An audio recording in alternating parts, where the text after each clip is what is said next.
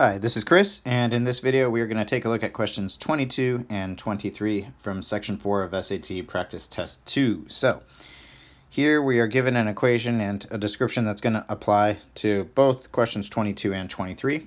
And let's take a look at that info. They tell us that I equals P over 4 pi r squared. And it reads, at a large distance r from a radio antenna, the intensity of the radio signal I is related to the power of the signal P by the formula above.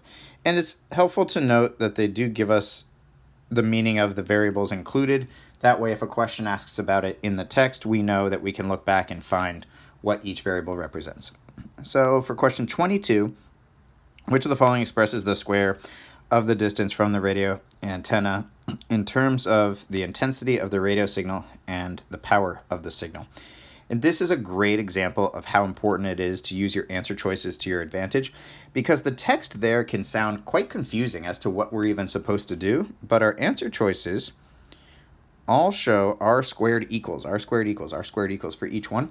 So even if the wording was confusing on 22, hopefully we can see that really what they're asking us to do is to take this equation and try to rearrange it to put it in the form of r squared equals. So we're isolating r squared.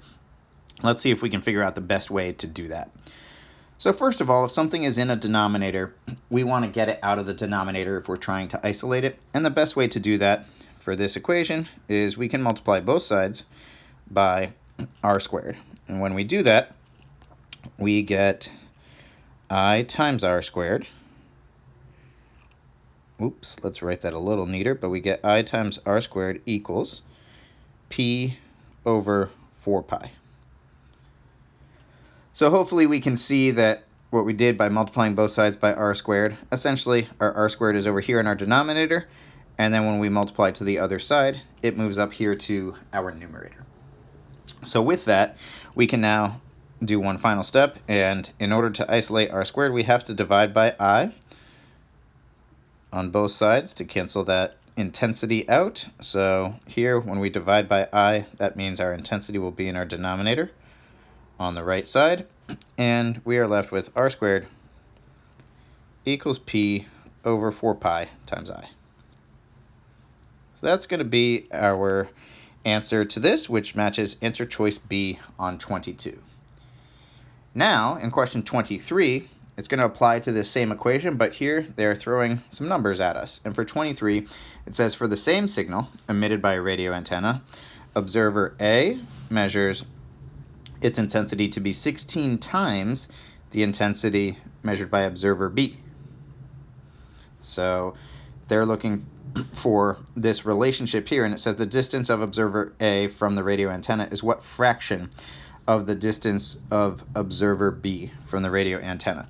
So basically, they're looking for observer A compared to B for the distance. And the distance, as they told us in the description, they say that the distance is r. So it says at a large distance r. So basically, they're asking us to find the value of r for observer A. We'll call that RA. And it says what fraction of the distance of observer B. So we're going to compare that to observer B. So that's what we're trying to do for each, which means that we need to calculate r for observer A and r for observer B as a ratio, which means not an exact value. It just means find that relationship. So first, let's take a look at isolating r. Now, luckily, in question 22, we already figured out r squared, which means if we're looking at question 23, to get that relationship for r, we know that if r squared is P over, let me see if I can put this over here on the, I'll actually put it down a little bit lower. So here, we're going to use answer choice B from question 22 to help us out. If r squared equals P over 4 pi I, then to isolate r, we would just take the square root of both sides. So r would equal the square root of P over 4 pi I.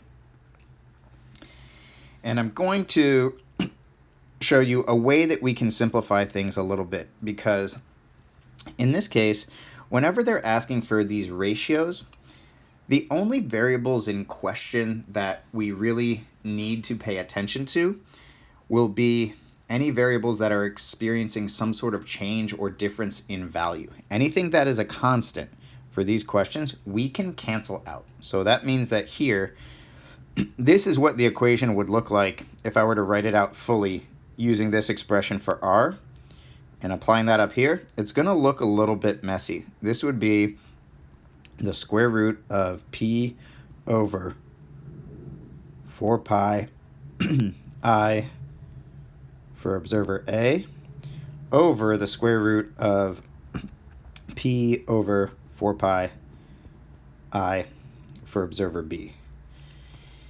And already we might be able to tell that that's going to look a little bit complicated. But all of these constant values, when we do the math on these constants will cancel out. Those p's will cancel out. The 4 pi's will cancel out. And so what we're left with here is going to look like a much easier version of this.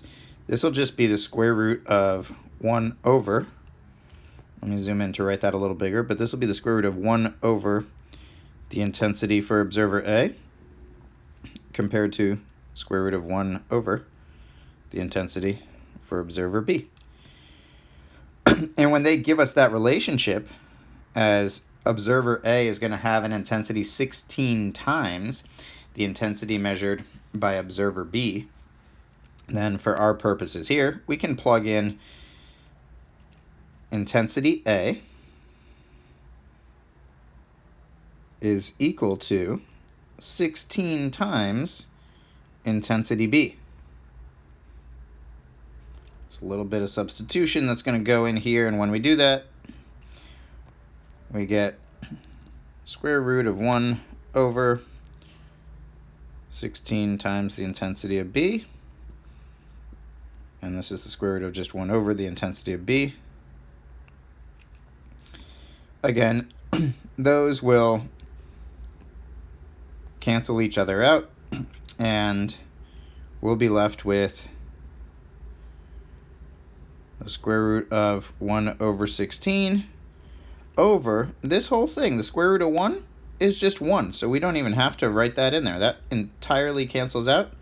And if we solve for the square root of 1 over 16, we get our final ratio of 1/4. So this is certainly a tough question, and I don't want to downplay the difficulty of this. It's a very difficult question, but we can get correct answer choice A on 23 by doing two key things that you want to apply on other questions, which is oftentimes you can utilize information on these question sets that are related to the same equation or same scenario.